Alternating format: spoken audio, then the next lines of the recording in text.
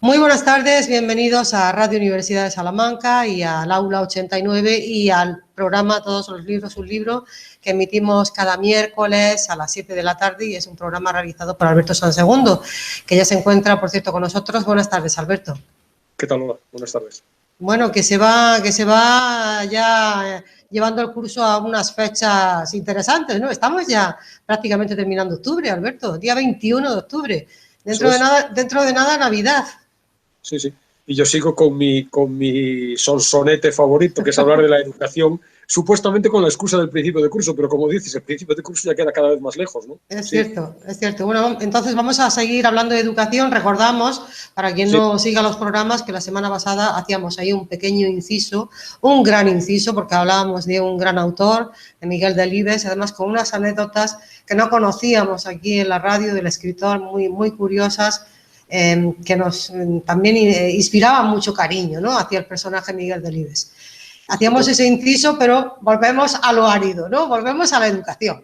La vertiente de Delibes en bicicleta es ciertamente entrañable y de ella hablábamos el otro día, entre otras cosas. Y sí, la educación, aunque hoy es de manera un poco indirecta. Yo, como mi profesión es docente, claro, lo acerco todo a mi ámbito, ¿no? Barro para casa, ¿no?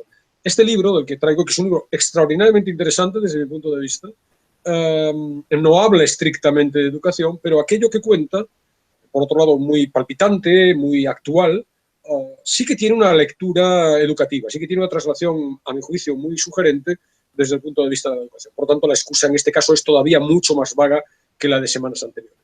El libro es La civilización de la memoria de Pez, que es el modo aproximado en el que se traduce en España el título original francés, que es La civilización du poisson rouge, la civilización del pez rojo.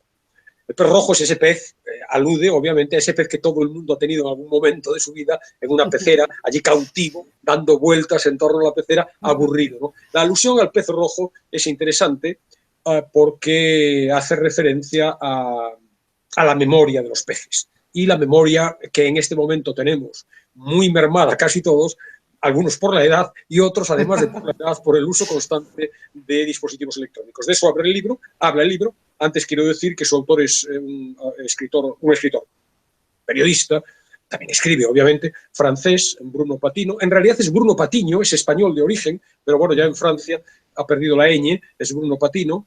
El libro se publicó en Francia en 2019, en España es de hace 3 meses, es de este verano. En ambos casos comparten, a pesar de que el título ha cambiado, comparten el subtítulo, Pequeño tratado sobre el mercado de la atención, y el pez rojo y el mercado de la atención ya nos dice, y la memoria de pez ya nos dice cosas. Lo traduce en España para Alianza Editorial Alicia Martorell Linares, una traducción solvente, con algún pequeño fallito. Yo soy un pesado. Si yo aplicara, que lo aplico afortunadamente, ¿no?, el mismo criterio para juzgarme a mí que el que aplico para juzgar a los demás, debería salir en cada programa de cada semana diciendo, la semana pasada metí la pata en 1, 2, 3, 4, 5. Pero bueno, en el caso de...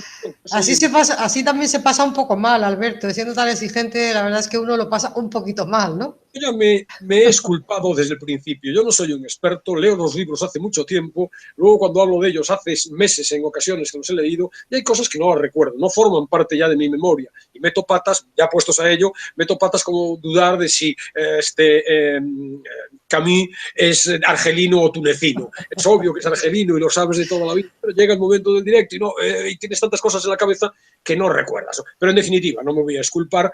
Evidentemente hay muchas patas, muchos fallitos. En el caso de la traducción es más que solvente, pero bueno, por ejemplo, cosas mías, muy mías, que yo soy un pejiguera, usa el término incompletud, que técnicamente no está en la Real Academia. Sí, el contrario, completud sí está. Sí existe. Por tanto, se puede entender que se utiliza en sentido contrario incompletud.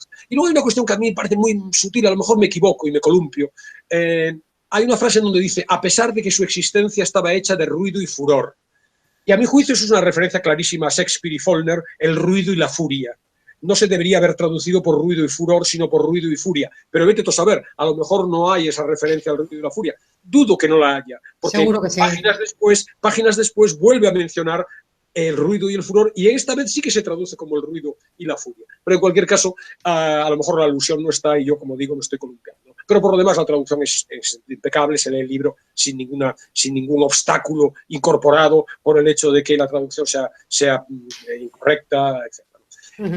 Bruno Patino es un periodista, como digo, es francés, tiene una trayectoria muy amplia en los medios de comunicación. En este momento es director de la cadena cultural Arte, esta prestigiosa cadena cultural televisiva francesa. Dirigió France Culture en su momento, también ya sabes que el mundo de la cultura en Francia tiene una mayor consideración incluso por los poderes públicos que la que tiene aquí, ¿no? Y bueno, hay grandes programas, el programa clásico de libros, Apostrophe, y luego su continuación. Apostrophe estuvo décadas en la televisión francesa, un programa de 4 horas sobre libros, con Bernard Pivot, una de las grandes autoridades de... Apostrophe, Alberto, yo no sé si tú eres de francés. Sí, yo estudio francés. Apóstrofe significa apóstrofe. Apóstrofe, efectivamente, sí. Y luego luego la continuación, que ya es relativamente reciente, desde hace 15 años, era bouillon de culture, es decir, como un hervidero de cultura, como un caldo de cultura. Y lo dirigió siempre Bernard Pivot, que es una autoridad en el periodismo y en el concreto del periodismo cultural francés, ¿no? France Culture está en esa línea. Este señor, como digo, es una persona joven, no llega a 50 años, es actualmente, como digo, el director de arte. Ha dado clases, es profesor, es decano en la Escuela de Periodismo, una escuela de periodismo de una universidad francesa, y ha publicado libros sobre Internet, sobre el mismo universo siempre, Internet, la prensa, en general el mundo digital.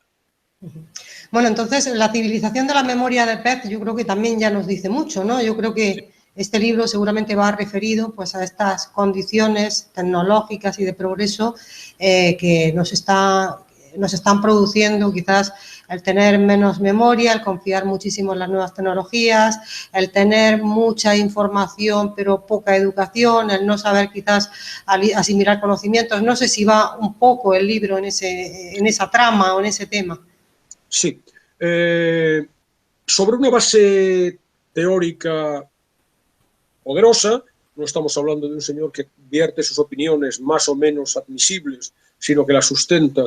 Hay más o menos 60 referencias bibliográficas entre libros y artículos al final del libro para apoyar sus tesis. Si hubiera que resumir esas tesis en una frase, la idea es que nuestra constante dedicación a las pantallas, sobre todo las táctiles, nuestras, me refiero sobre todo a las sociedades desarrolladas, está produciendo una reducción muy notoria y constatable en el tiempo de atención y, por lo tanto, la pérdida de la capacidad de concentración. Que en estudios que incluso ha hecho Google se reducen a 9 segundos. Supuestamente, el pez rojo tiene una memoria, de la memoria de pez, de 8 segundos. De tal manera que tenemos solo un segundo más en la memoria, digamos, que el pez rojo al que alude el título. A partir de los 9 segundos, precisamente por la sobreestimulación a la que estamos sometidos, constantemente llega un WhatsApp, un correo electrónico, ahora vemos un vídeo, ahora nos descargamos no sé qué, estamos permanentemente conectados. Luego daré datos que figuran en el libro, que son sobrecogedores. A partir de esos 9 segundos el cerebro se desengancha. Necesita una nueva dosis, también se estudia desde el punto de vista científico, de dopamina, es decir, ese neurotransmisor que está asociado al placer, que está asociado a experiencias placenteras, no solamente vinculadas a este fenómeno, sino también al juego, al sexo, etc. Entonces, el cerebro necesita un nuevo estímulo, necesita una nueva señal, necesita una nueva alerta, necesita una nueva recomendación y estamos permanentemente subyugados. Y ello está teniendo repercusiones importantes desde el punto de vista, como digo, de la concentración y de la atención, y ahí es donde yo enlazo con la repercusión desde el punto de vista educativo, porque es algo que quien sea profesor en cualquier ámbito, yo lo constato en secundaria, pero lo constato en universidad, la capacidad de atención y de concentración de los alumnos se ha mermado considerablemente, y ello exige al profesor estar constantemente inventando, poniéndose al mismo nivel, siempre una batalla perdida, al mismo nivel que el móvil. Es decir, estar intentando un nuevo estímulo. Como yo digo, el profesor en este momento tiene que estar, no puede dejar pasar 10 minutos en sus clases sin un nuevo show. Un nuevo show significa algo que entre muy rápido, que sea fugaz, que no sea denso, que no sea aburrido, esa expresión que hoy es anatema, no puedes aburrir en ningún ámbito, en los medios de comunicación, no puedes aburrir, pero todo muy rápido, todo muy porque no hay la paciencia, y el problema es que es un bucle, y eso es lo que a mí me parece interesante, ¿no? Es un bucle, es decir, en tanto que necesitas esa nueva dosis, tu paciencia es menor, y por lo tanto no contribuyes a cultivar la paciencia, porque la paciencia se cultiva con tranquilidad, con rigor, con esfuerzo, con dedicación, con profundidad, y entonces es un fenómeno muy llamativo, muy grave, con muchas lecturas, con repercusiones en la educación, con repercusiones en la política, con repercusiones en muchísimos ámbitos, y bueno, sobre eso se centra el estudio de Patino, que es muy, como digo, muy sugestivo para cualquiera, no solamente para un profesor. Bueno, que eso seguramente, bueno, estoy ya entrando un poco también en el campo de lo personal, que tú ya, por cierto, has comentado, ¿no? Que esto está implicando que a los docentes que se toman su trabajo en serio, ¿no? Que tienen que entrar a esos ritmos nuevos, ¿no? Si es que se quiere mantener un poquito, ¿no? de atención en la clase o esa enseñanza que van a recibir los alumnos, que la reciban de una manera o de otra, ¿no? Quiero decir, eso, ahí habéis tenido que adaptar todos. Sí o no, si eres medianamente resistente. Y en mi caso soy medianamente resistente. Yo en la conferencia inaugural del que hablábamos hace unas fechas aquí, la conferencia inaugural del máster, hablaba de un caso de un profesor que explica historia y, en cierto modo, se vanagloria de ello a través de TikTok. Y la afirmación rotunda era: yo puedo explicar a mis alumnos un tema de historia de España en 1 minuto a través de TikTok. Vale, ese es el precio que hay que pagar. Yo personalmente no estoy dispuesto a pagarlo, porque no es un precio inocuo. Si condesciendes con ese mundo de pantallas que merma la concentración, etcétera, estás contribuyendo a que ese alumno no vaya a leer un tratado de historia, un libro profundo. Creo, no estoy seguro, si comentamos aquí hace unas fechas también, el dato creo que sí, del ISBN, la extensión media de las novelas en nuestro país. En los últimos 10 años ha perdido 25, estaba en 260 páginas y ahora son 240, no llega a 240 la extensión media de una novela de las que se publica en nuestro país. ¿Qué quiere decir? Que dando TikTok a lo mejor consigues enganchar al alumno, porque ese es su mundo. El problema es que si pagas un precio por ello o no. Y yo creo que se paga un precio muy alto. Yo personalmente soy resistente. No me niego, obviamente, a tener que hacer nuevos shows cada 10 minutos, porque no puedes estar dando una clase hablando 1 hora entera. No tiene sentido, aparte que no tiene sentido, ¿no? El hecho de enseñar presupone, obviamente, el diálogo, presupone la participación. Pero una cosa es tener que ceder en el sentido de ahora voy a poner un vídeo, ahora voy a ilustrar esto con una imagen, ahora voy a intentar buscar un texto más asequible o incluso un fragmento de un texto. Hablábamos estas semanas atrás de Nuccio Ordine, que se niega, aunque lo hace, pero se niega por principio a fragmentar los textos, cree que los libros han de leerse enteros, pero bueno, condesciende en esas cosas. Pero ahora, meter en clase, en secundaria, ya no digo en el caso de un adulto, ¿no? Pero en secundaria, con niños que, como veremos ahora, están un número de horas desmesurado conectados a pantallas, meter en clase una pantalla para hacer un tema de historia de España en un TikTok, a mí me parece una condescendencia excesiva que paga un precio muy alto. Pierdes concentración. Sobre todo, si a lo que aspiramos, Alberto, es a dominar las tecnologías, no que las tecnologías nos dominen a nosotros. La escuela debe ser el sitio donde nos enseñen precisamente a ese dominio. Luego, el mundo exterior o el resto de cuestiones, pues que funcionen un poco como quieran, ¿no? Redes sociales, etcétera. Pero la escuela no debería de enseñarnos a dominar precisamente todo eso. La escuela debe dar conocimiento, a mi juicio. Y, lógicamente, para acceder a ese conocimiento, no se accede al conocimiento igual a través de un manuscrito medieval que ahora que tenemos ese conocimiento también en Internet, en la red, a través de medios electrónicos. Pero sin olvidar que la tecnología, desde mi punto de vista siempre, obviamente todo esto es discutible, la tecnología es un medio, es un recurso, no es el fin. Entonces, enseñar, si a un chaval de 12 años le enseñas un tema de historia en 1 minuto en TikTok, se queda con el minuto y con TikTok. No es el desencadenante para conseguir que ese chico se lea un libro o profundice. Primero porque no lo va a hacer, porque el mundo no le pide profundización, le pide entretenerse con el TikTok. Y segundo, porque si tú le sigues dando TikToks como tiene en su casa, probablemente no le estás formando el cerebro para hacer frente a tareas de más enjundia. Es decir, la clave del asunto, dicho desde otro punto de vista, es facilidad-complejidad. El mundo ahora es fácil y quiere facilidad, quiere inmediatez, quiere el estímulo inmediato. Yo pongo una serie en televisión y estreno el primer capítulo esta semana, y si no engancha inmediatamente, a las 2 semanas está fuera. ¿Y qué significa enganchar? Si no tiene un 20 y tantos % de audiencia. Y por tanto, si no tiene un 20 y tantos % de audiencia, para que tenga un 20 y tantos % de audiencia, tú no puedes hablar en esa serie de la fenomenología del espíritu durante 1 hora. Pero es que eso es la televisión. Otra cosa es un instituto, otra cosa es la universidad. Un alumno universitario tiene que aguantar y enseñarle a aguantar, y es un mal verbo, pero tiene que enseñarle a aguantar una charla de un experto, de un excelente profesor, que con muchos recursos, con mucho estímulo, con muchos elementos de motivación, pero sabe mucho de la fenomenología del espíritu y es capaz de estar hablando 1 hora con pasión de ello. Si no lo entrenas para eso, acaban teniendo TikToks y por lo tanto acaban teniendo una memoria de 1 minuto. No son capaces de profundizar más. Y como te metas ya en complejidad, el léxico, por ejemplo, la sencillez del léxico en los libros de texto, la complejidad del léxico del profesor, cada vez más sencillo, más asequible. Pero bueno, no habla de educación el libro de Patino y por tanto no quiero desviar demasiado la atención hacia ese tema. Eso quería. Vamos a centrarnos en el libro. Alberto, una pregunta antes de que empieces a hablar un poquito más sobre él. Yo no sé si es un libro, me comentas que es periodista, ¿no? Bruno Patino, que es periodista de origen español, que ha perdido la ñ, sería Patiño, y me comentabas también de ciertas frases que aparecen en ese libro como ruido y furor.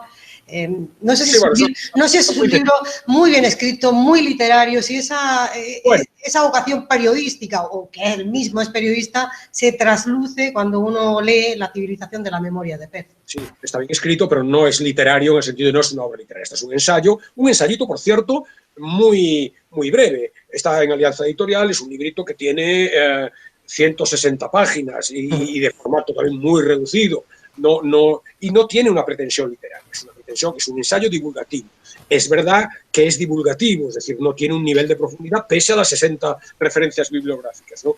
A las referencias bibliográficas nos está queriendo decir que esto no es una invención mía, sino que estoy sostenido por infinidad de artículos, de referencias, de investigaciones, de estudios, pero no es tampoco un ensayo académico al uso, es un ensayo divulgativo que puede leer cualquiera con mucha facilidad. No hay pretensión literaria, pero obviamente está bien escrito, se lee con fluidez.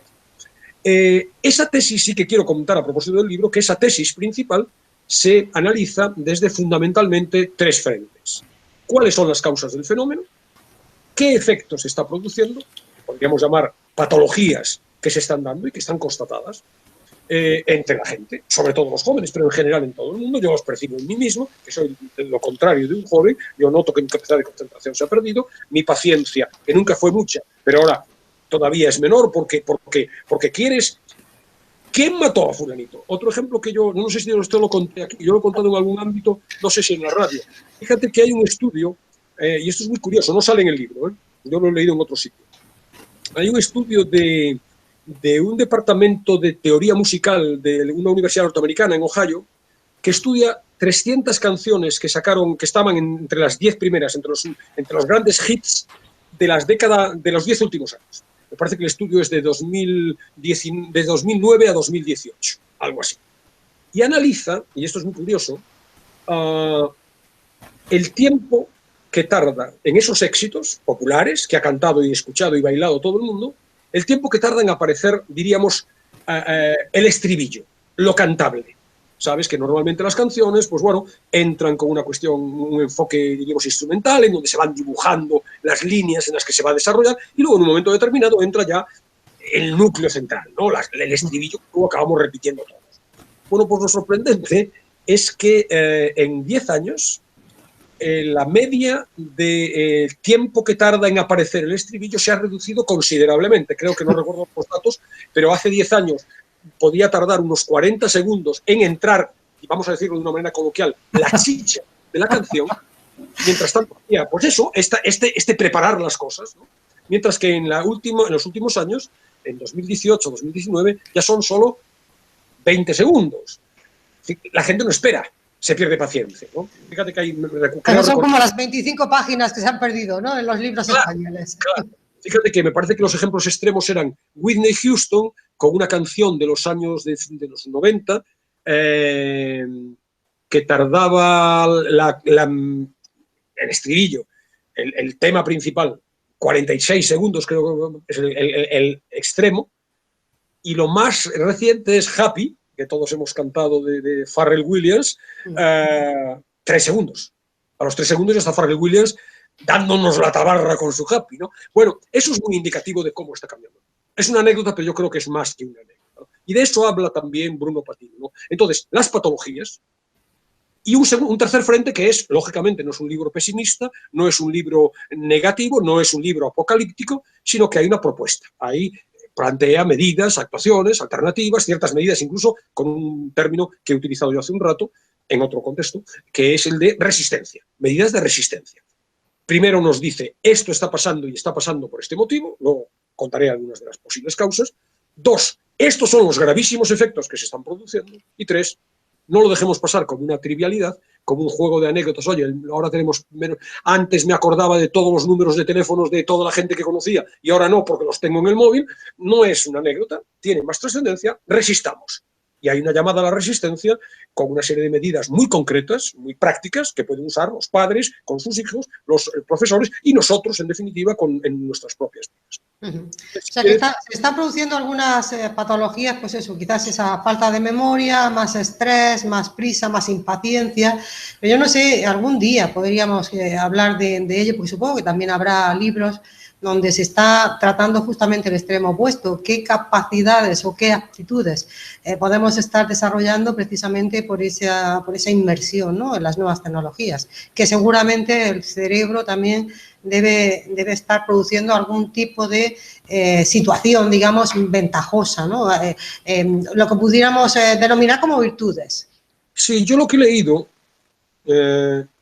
incluso las ventajas más aparentemente subrayadas por quienes defienden las nuevas tecnologías o las tecnologías en su papel educativo o en su papel social, que las tienen, evidentemente. Insisto, ¿quién se va a oponer a la tecnología? Yo quiero que si voy al médico me opere, lo hablábamos estos días atrás, me opere con la última tecnología. Y fíjate que el concepto de tecnología además es no se puede utilizar la tecnología, es muy lábil, ¿no? Un lápiz es tecnología, fue tecnología. Por tanto, ¿cómo nos vamos a negar a la tecnología? Estamos hablando de la omnipresencia, la presencia, digamos, imperialista de la tecnología en nuestras vidas. Entonces, incluso el gran logro que se puede decir es que la multitarea. Puedes estar haciendo, nuestros jóvenes, los supuestos nativos digitales, son capaces de estar haciendo muchas cosas a la vez. Mandan un correo, están haciendo un trabajo de la universidad, etc. Incluso los estudios científicos que yo he leído con respecto a esa cuestión lo dudan. La atención es la que es. Y si la pones en un sitio, la quitas de otro. Como sabe cualquiera que pretenda mandar un SMS cuando está conduciendo. De manera que hasta eso yo lo veo efectivo. Hay quien dice de manera muy rotunda que los videojuegos, los móviles, etcétera, desde el punto de vista de la educación, solo sirven para aprender a jugar videojuegos. No tienen otras virtudes que puedan ser extrapolables a otros ámbitos. La semana que viene hablaremos de esto con más intensidad. Entonces, patologías, él habla Patino habla de drogadictos hipnotizados por las pantallas. Entonces, las patologías, algunas son ciertamente sorprendentes, yo no las conocía. Habla del síndrome de los durmientes centinelas. Luego lo analizas y te das cuenta que efectivamente existe. Gente que renuncia a abandonarse al sueño profundo por si durante ese tiempo llega a un aviso. ¿Cuánta gente no vive con el móvil? Duerme con el móvil. Sí, hay personas que el móvil lo cargan por la noche precisamente en la mesita de noche. Si aquello salta, pues evidentemente lo van a escuchar. Él habla de otra de las patologías estudiadas y acuñadas, la denominación, la nomofobia. La nomofobia viene del inglés no mobile phone phobia, es decir, la fobia, los padecimientos, la ansiedad, pánico en ocasiones, que sientes por no poder disponer del móvil. Dile a nuestros adolescentes que se tiren 30 días sin móvil. No son capaces. No 30 días. Yo les pregunto, para medir su capacidad de concentración de cara al estudio, a los alumnos en el instituto, ¿cuánto tiempo seguido son capaces de estar sin ver el móvil? Y fíjate otro fenómeno que está muy estudiado incluso desde el punto de vista de la ciencia. La sensación de que suena el móvil, de que vibra el móvil. Y no lo está haciendo. No ya cuando no vibra, sino cuando no lo llevamos encima. Y eso es dependencia pura. Hay un experimento, luego hablaré de él, un experimento interesante de Skinner con un ratón que es también muy sugerente desde el punto de vista de lo que habla Patino, ¿no? Habla de otra patología de nombre impronunciable, el fnubbing o fnabbing, que es contracción de los términos phone, de teléfono, y snubbing, desprecio. Y es lo que sufren, el daño que sufre quien es incapaz de dejar, y esto lo vemos todos los días, de consultar el móvil en todo momento, incluso en mitad de una conversación. Patino dice, incluso en mitad de una relación sexual. Tiene que estar el móvil permanentemente. Luego cosas más conocidas, el síndrome de ansiedad, esta idea de que permanentemente tienes que dar cuenta en las redes de todo lo que te ocurre. Y entonces haces la foto del plato que te estás comiendo, que no dejan de ser unos huevos fritos con chorizo normales y corrientes, pero tú tienes que hacer la foto y pasarla a internet, ¿no? Habla de cosas más serias, de la esquizofrenia de perfil, que es el que, como creas distintas identidades para aparecer en las diferentes redes o las diferentes plataformas, ya no sabes exactamente quién eres o tienes dificultades para la relación con la vida no virtual, con las relaciones en la vida real. Habla, por ejemplo, de la atazagorafobia, que es el miedo, muy común entre adolescentes, a la indiferencia ajena. Es decir, cuelgas tu batallita en internet y si al minuto no tienes 150.000 likes, es que estás dejado. Eres lo peor, nadie te quiere. Hay esta otra idea que es muy... Ya eso ya lleva años. También sí que se fomenta también muchísimo la competitividad en esos ámbitos, Alberto. Claro, yo pienso, un chaval de 14 años, ¿cómo no va a estar preocupado todo el día? Y no va, un adolescente que está en proceso de creación, de maduración de su personalidad, ¿cómo no va a estar pendiente todo el día de si ha recibido visitas a lo que ha colgado? Pero no solamente que esté pendiente, sino que esté ansiosamente pendiente, poniendo en juego la propia valoración de su identidad. ¿Quién soy si nadie me hace caso? Y en cambio, lo que tú dices de competitividad, al resto de compañeros de mi instituto, a los 5 minutos tienen 35.000 amigos. Y yo no tengo a nadie. Eso, sobre todo a mí me preocupa desde el punto de vista de la educación porque hablo de adolescentes. Pero es que esto es muy serio también en otros ámbitos, en el ámbito de personas adultas. Habla de por ejemplo, muy conocido, el FOMO. El FOMO es Fear of Missing Out. La sensación del miedo a estar perdiéndote algo. Esa necesidad de estar permanentemente... y esto no solamente se ve a través de las redes sociales, se ve en todos los ámbitos. Los periódicos cada 3 días nos dicen las 10 series que no te puedes perder en octubre. En mi ámbito, que tengo un poco de FOMO en relación con los libros, tú lees los suplementos culturales de los diferentes periódicos y sales angustiado. Es que esto no lo he leído, no he podido llegar a eso todavía. No he visto esta serie, no he hecho esta cosa. Los 10 pueblos de España que no te puedes perder. Bueno, ahora, lógicamente, la pandemia ha limitado esto, pero, por ejemplo, todos tenemos, los adultos, sobre todo, como inscritos, de algún modo, en nuestro cerebro, este carné de viajes en donde tienes que poner la cruz. ¿Cómo? Tengo 40 años, tengo 35 años y aún no he visitado Corea del Sur. Esta idea de poner la flecha, de poner la cruz. Esto ya lo tengo. Permanentemente se están produciendo estímulos. Y ahí es donde entra la cuestión fundamental, la causa. Aunque querría hablar del experimento de Skinner, que luego comentaré. La causa es que en este momento las grandes compañías, las grandes empresas de Internet tienen un acrónimo que es GAFAM, o GAFA según cuáles juegues, si son 4 o son 5. GAFAM sería Google, Amazon, Facebook, Apple y Microsoft. Viven del mercado de la atención.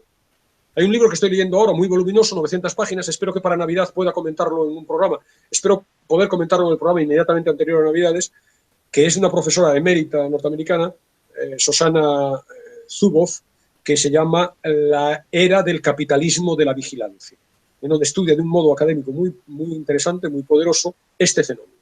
Cómo en este momento las grandes compañías en Internet no tienen control y viven del mercado de la atención. Su negocio es que la gente esté conectada. Y de esto habla Patino. Y además, menudo negocio, Alberto, porque bueno, yo creo que lo habrás vivido tú como lo hemos vivido todos. Imagínate que estamos interesados en comprarnos un coche y entras un día en internet, buscas algo y no ha pasado a lo mejor ni medio día y ya tienes una avalancha de publicidad, de sugerencias, ¿no? Del posible coche que te puedes comprar. O sea, es una vigilancia exhaustiva y muy efectiva. Fíjate, el capitalismo, nadie lo niega, va de vender. En este momento de multioferta, de muchísimos consumidores, hay un mecanismo de vender estupendo, que es las redes. Pero para eso tienes que conseguir que la gente te atienda. ¿Qué vendemos? Conseguimos datos. Conseguimos que la gente se enganche a través de mecanismos de adicción que estudia Patino. Conseguimos que la gente tenga que estar permanentemente pendiente de pasar el dedo por la pantallita porque hay un nuevo estímulo y que si estás en mitad de la clase tienes que estar pendiente. Y todo eso da datos. Da datos de que te quieres comprar un coche. Y eso lo manejan, es decir, hay un dicho clásico que hay quien discute acerca de Internet que es cuando lo que te venden es gratis, lo que te ofrecen es gratis, tú eres el producto. Nosotros somos el producto. Tú estás dando infinidad de información acerca de los hoteles que dónde viajas, qué hoteles quieres, etc. Y todo eso, esos datos están en poder de esas compañías, que luego dirigen la información que te quieren dar, proporcionar, o venden esos datos a empresas que, efectivamente, como tú dices, a los 5 minutos te están ofreciendo el modelo de coche similar al que tú quieres, o en mi caso, que entro a ver un libro y automáticamente tienes libros, otros como usted compraron además estos otros libros. ¿Cuál es el problema que hay debajo? El problema que hay debajo es que hay que conseguir esa adicción, el mercado de la atención. Hay tantísimos estímulos, tantas series que ver, tantos pueblos, tantos libros, tantos viajes, que tienes que conseguir que la gente vea lo que tú quieres. ¿Y eso cómo se consigue? Con mecanismos de psicología, con mecanismos en donde entra la neurociencia, muy sofisticados, para conseguir cautivar, captar la atención, el mercado de la atención, que no te puedes permitir el lujo, hemos hablado recurrentemente tú y yo en este espacio del programa de La Clave, no se pueden permitir el lujo de que estés 4 horas escuchando un mismo programa. Tienes que estar cambiando constantemente y eso es estímulo permanentemente. Y en los periódicos, las ediciones digitales de los periódicos caen en esa misma lógica, porque buscan aquellos titulares que enganchan. Y por cierto, aquello que engancha, todos lo sabemos, es lo primitivo. No es la reflexión pausada, no es el pensamiento, no es el conocimiento, es la violencia, es el impacto emocional potente, es lo que hace surgir... Son los 120 caracteres, son los 120 caracteres o menos caracteres. Lo emocional, lo que mueve las emociones. Y por cierto, eso tiene connotaciones de las que también habla Patino, muy peligrosas en el ámbito público, porque ahí tenemos los populismos. Y ahí tenemos a Trump.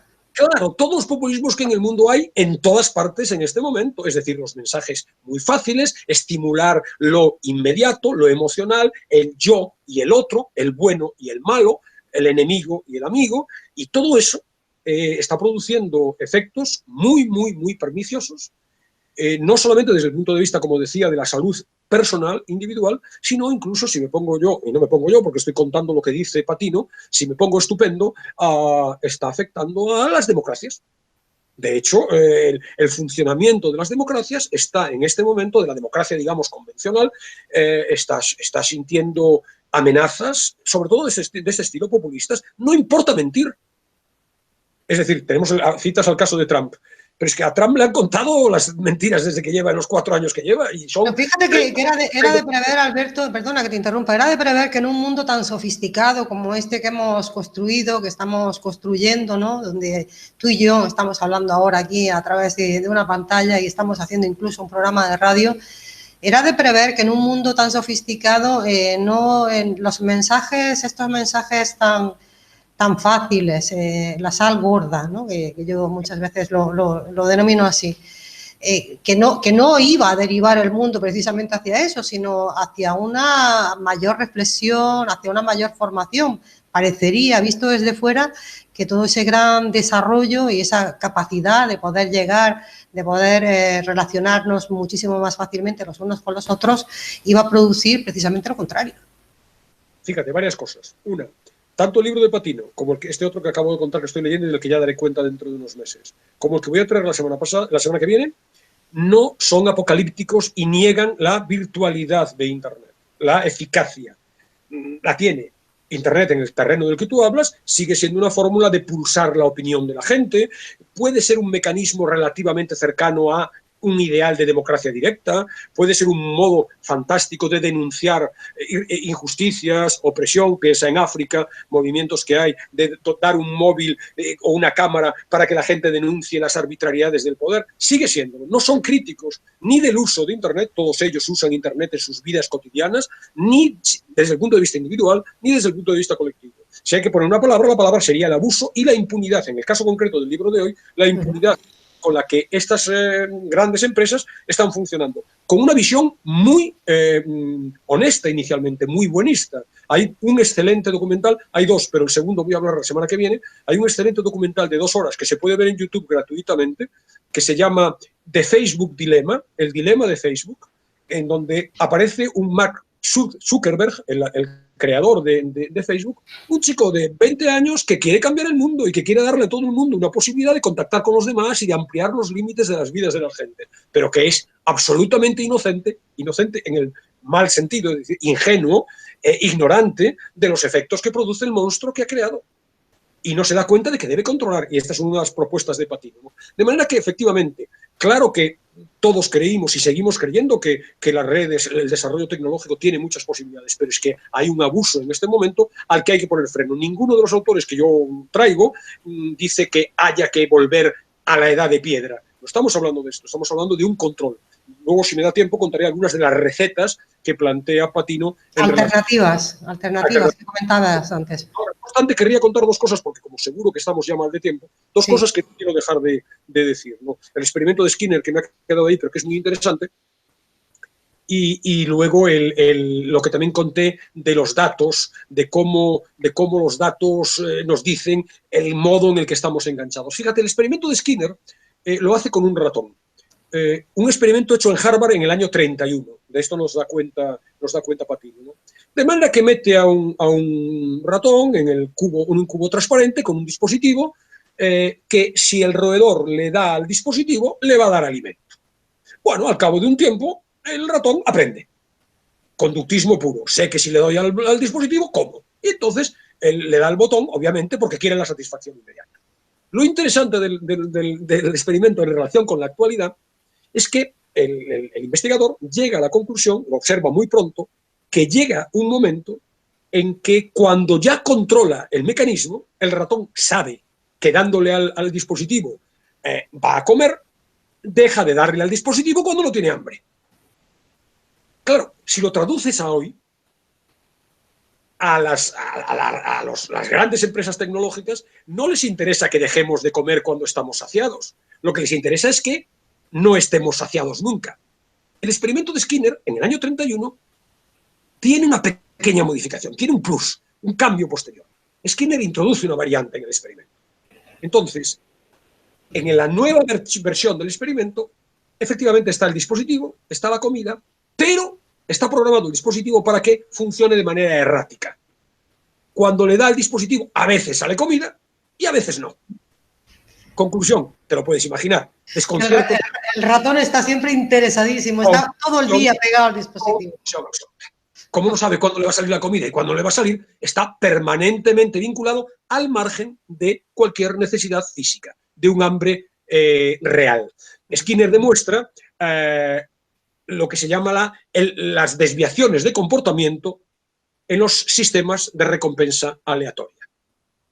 Y entonces, esta es exactamente la lógica de estas, estar permanentemente enganchados. Y ahora un estímulo, ahora otro, para que cambies. Yo cuento a veces, últimamente, tengo una sobrina de 12 años, muy lista, muy estudiosa, muy responsable, muy bien educada, etc. Y yo a veces, bueno, cuando estoy con ella en verano, le pongo vídeos de cosas de música que me gusta a mí. Saben nuestros oyentes de Todos los libros un libro, que yo tengo el programa de Buscando Leones en las Nubes, me gusta mucho la música africana, no es precisamente lo que oye una niña de 12 años, y le pongo los vídeos. Y la ves enganchada, pero antes de que se termine el vídeo te dice, quiero otro. Y eso es una chica, una niña que lee, que está acostumbrada, y sin embargo quiere otro, tiene impaciencia. ¿Por qué? Bueno, el efecto es las reacciones químicas de su cerebro, dopamina. Está acostumbrada a que entren inyecciones desbordantes de dopamina cada 5 segundos, ¿no? Entonces, esto es, en cierto modo, el funcionamiento, ¿no? Fíjate las consecuencias. Y ahí entran los datos que quería comentar. Voy a leerlos porque, lógicamente, no me lo sé.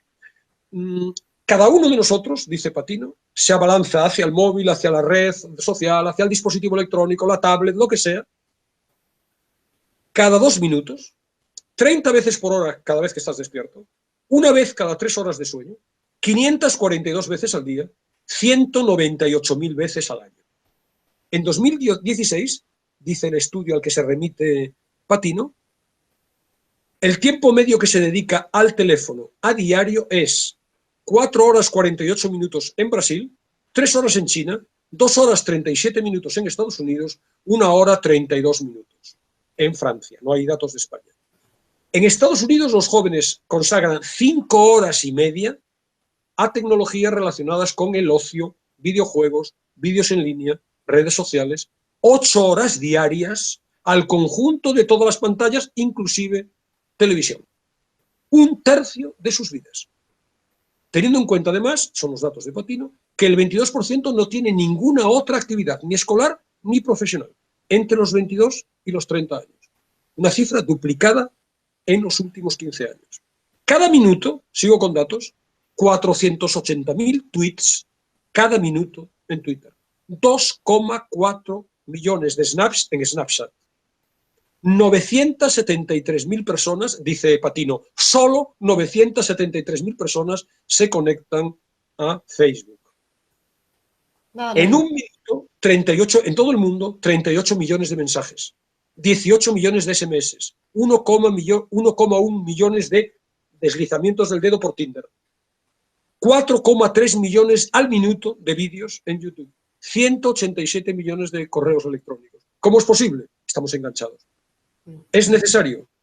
Bueno, es lo que hay. Quiero decir, yo creo que la pregunta no es si es necesario, es lo que hay. Patino cita un estudio de una revista de psicología clínica y social que valora en 30 minutos el tiempo máximo de exposición a las redes sociales y pantallas de Internet, por encima del cual existe riesgo, de diferente grado, para la salud mental. Estamos en otro mundo, nos resignamos a él porque, evidentemente, es lo que hay. Yo, en mi ámbito de la escuela, no me quiero resignar a él. No me quiero resignar a él y, por tanto, no voy a dar un tema de historia en 1 hora, en 1 minuto con TikTok. Las propuestas de Patino, bueno, pues él termina, bueno, hay 50.000 datos que serían muy interesantes, ¿no? Pero él termina con una especie de recomendación múltiple, ¿no? Él habla de 4 recetas y habla también de 4 combates. En otro, 4 combates y 4 recetas que debemos mantener en nuestros ámbitos. Uno es combatir las ideas preconcebidas. Es decir, no es verdad que las cosas tengan que ser así. Una cosa es el abuso, esta utilización, diríamos, fraudulenta, y yo me atrevería a decir delictiva, por supuesto inmoral, abusiva de las redes, no es consustancial a la tecnología. Puede haber otro uso. Por lo tanto, combatir las ideas preconcebidas. No es verdad que el aula del futuro tenga que ser necesariamente un aula digital. Esto lo venden quien lo quiere vender. Hay muchos logros, pero no tienes por qué sustituir al profesor por un tema de historia, un libro de historia, no tienes por qué eliminar el libro de clase para sustituirlo por una tableta. No es verdad. Es una idea preconcebida. Analiza los estudios y luego decide. Un primer combate. Un segundo combate es regular el uso de los mecanismos de captación del tiempo y de la atención que utilizan las plataformas. ¿Cómo se regula? Bueno, en el libro que voy a traer mañana, creo que es en el de mañana, digo, la semana que viene, creo que es en el de la semana que viene, el próximo programa, se habla, creo que lo leí ahí, no estoy seguro, de que en Taiwán se prohíbe, hay una ley, Taiwán muy represivo, una ley que prohíbe, castiga, sanciona a padres que dejen a sus hijos más tiempo del permitido. Bueno, no creo que se pueda llegar a eso, pero sí, de una manera, digamos, personal, privada, regular el uso. Él habla, tercer combate, cambiar el marco jurídico actual. El marco jurídico actual en el cual las plataformas deben responsabilizarse. Hoy las plataformas no se responsabilizan. Libertad de expresión. Si alguien quiere bombardearte con coches parecidos al que tú quieres comprar, libertad de expresión.